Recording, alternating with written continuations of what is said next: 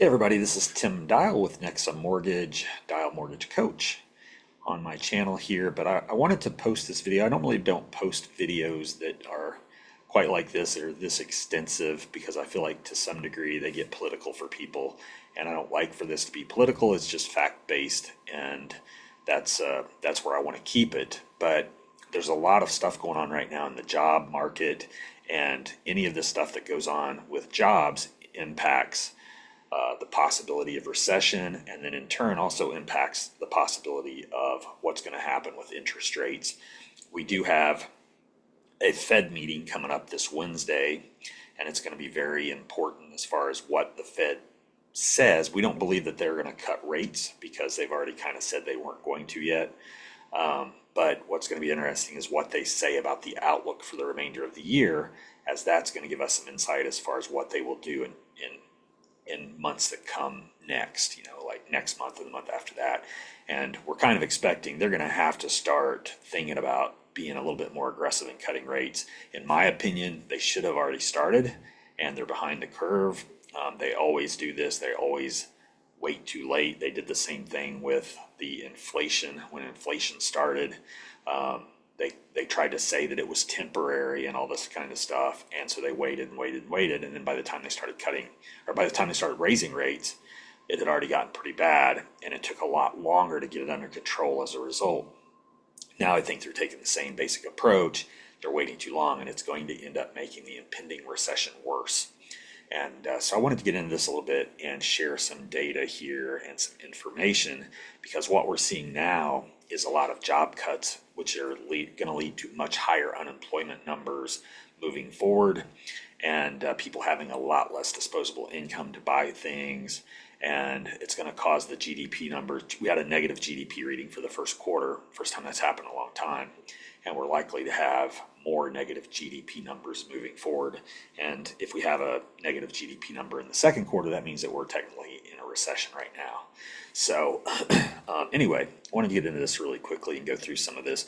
I'm going to share my screen here so that I can share some of the stuff that I've been kind of going over and looking at, give you a better idea of what's going on. So you see my screen here, UPS to lay off 20,000 workers. This article just came out at the end of the month. They're going to lay off 20,000 workers. And a lot of this is because of what's happening in shipping. There's a lot of shipping reduction. Now, UPS is saying that this is also due to Amazon shipping more of their own and shipping less through UPS. But the interesting thing is when you look at Amazon, Amazon's also eliminating 14,000 jobs, although they're saying they're manager jobs. It doesn't make a lot of sense that you've got UPS laying off 20,000, Amazon laying off 14,000.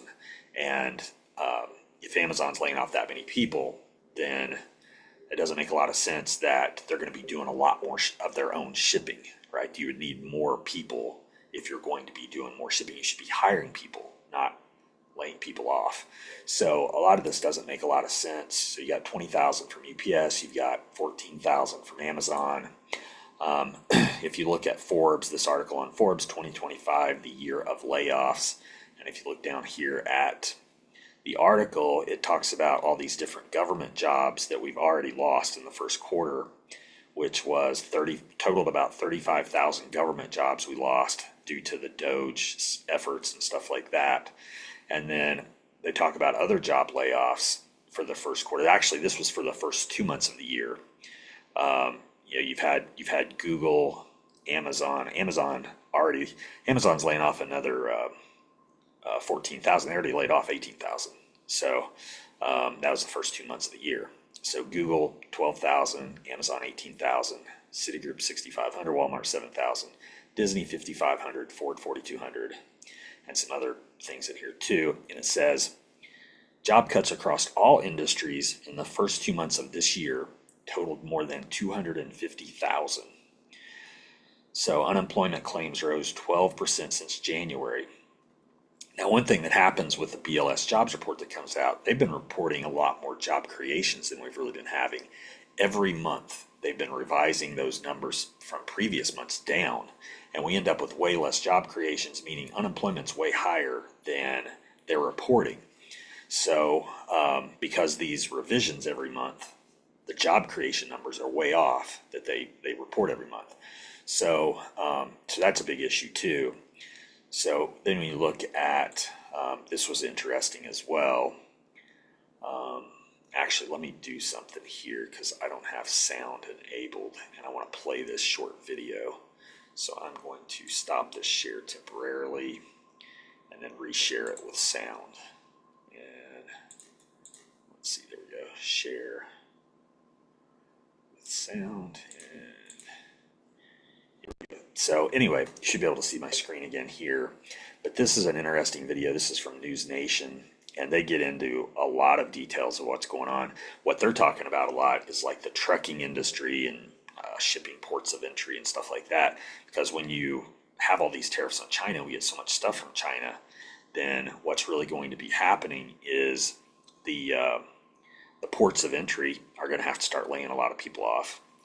And we've got a lot of employees in the ports of entry. And then also the trucking industry is going to take an enormous hit from all of these layoffs. So anyway, that's kind of what's going on there. But I want to go ahead and play this video. Hopefully you can see it and hear it. We'll see here in a moment. Today's stronger than expected jobs report. Some industries are starting to feel the belt tightening because of President Trump's tariffs, with hard-hit truckers taking another blow. Layoffs are beginning in the trucking industry as American ports are seeing a big drop in cargo ship arrivals, meaning less to haul across our country. News Nation's Nancy Liu is live for us in Southern California, speaking to those affected. So, Nancy, what are they telling you? Well, Nicole, we're hearing words like bad and dire and even crisis. We're standing next to a bunch of truck chassis because they're parked and they're not in use. And look on the other side there. They're stacked up, and in this truck yard alone, there are about 100 chassis stacked up because they don't need them. They're typically out on the roadways. Like everyone else along America's massive supply chain, truckers expect things to go from bad to worse. This yard costs us money, this equipment costs us money, our chassis costs us money, our employees cost us money, electricity costs us money, right? So after 6 months, I would say we would be in pretty dire situations. And that's just us. And there's hundreds of companies like us who would probably be in this, most likely be in the same situation, if not worse. For Height Logistics here in Long Beach, the situation is compounded by a very expensive company shift to a clean fleet. Over 20 big rig EVs with price tags of about $500,000 each. Due to far less freight to haul, the company started layoffs this week and cut all trucker shifts by half. There's word of similar tightening at other trucking companies and even some going out of business. The dire times triggered by the nosedive in freight traffic, specifically imports from China, nearly half of which are typically handled by the ports here in Southern California. Now, the outlook is grim for the rest of the year, with a drop of 20% in imports overall. But look at this, a monstrous dive of up to 80% of goods from China. Long before the trade war, California had moved to end the sale of gas-powered big rigs after 2035. But now the Trump administration is pumping the brakes on that as it pushes for more American manufacturing. The industry that's been moving towards a zero-emission fleet at great expense, and now to have this dramatic drop in volumes here, it couldn't have come at a worse time, as we're carrying more debt load as an industry than we ever have before. Even so, operators here are expressing faith and optimism about trade deals being reached soon, and that there will be benefit from the long-term effects of tariffs. But they are working to diversify operations in order to survive. Nicole? Yeah, Nancy, I mean, we know obviously everything is connected here. So not just truckers here, consumers can also expect to feel the impact soon as well. Oh, absolutely.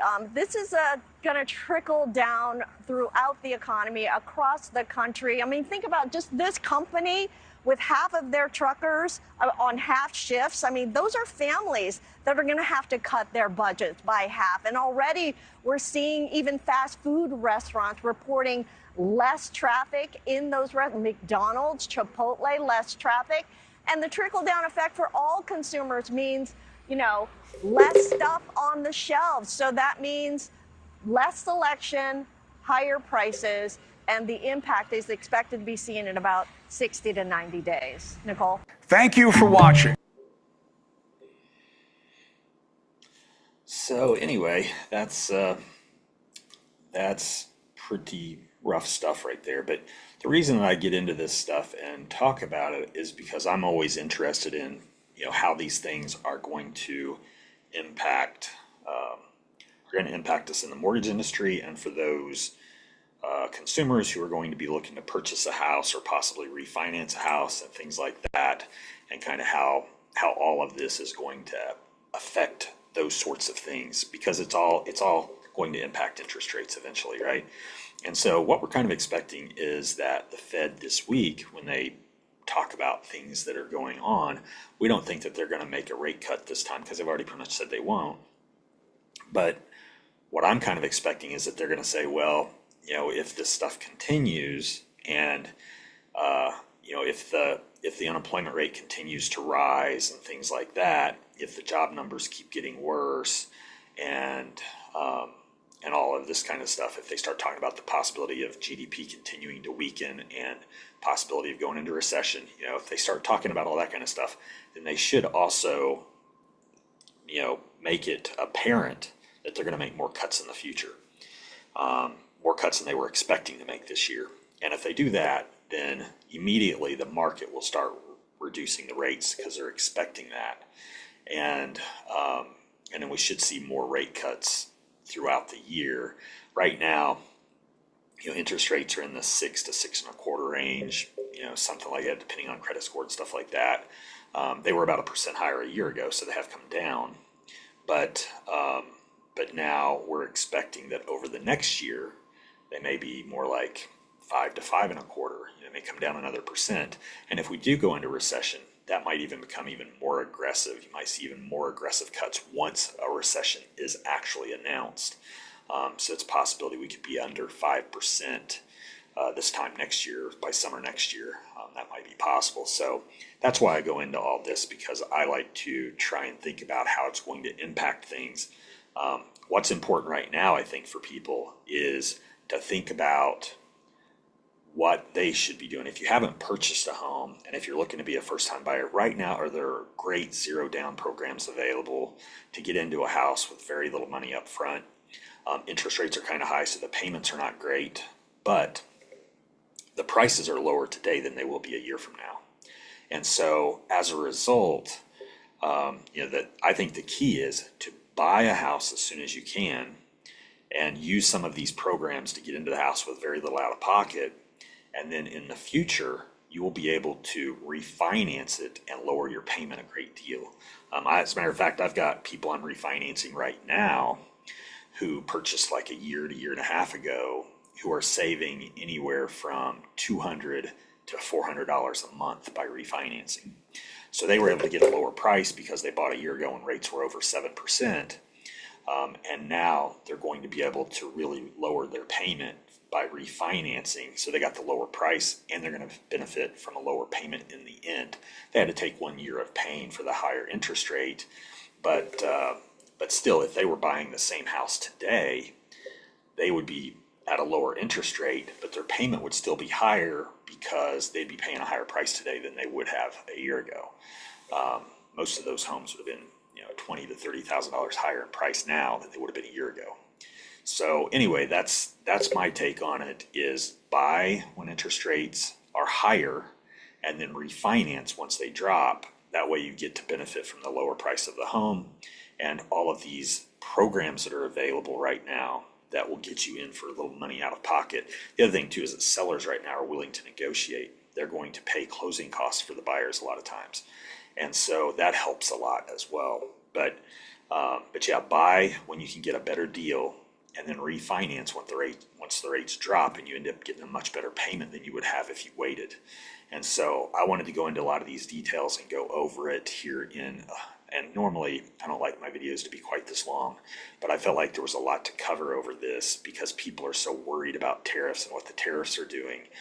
The one positive is going to be that comes out of this is going to be that we end up with much better interest rates, and we want to be able to take advantage of that aspect of it if possible. So anyway, that's pretty much it. That's all I have for now. If you want to leave comments or reach out to me, here are my numbers, and I'm always interested in seeing your thoughts. Thanks.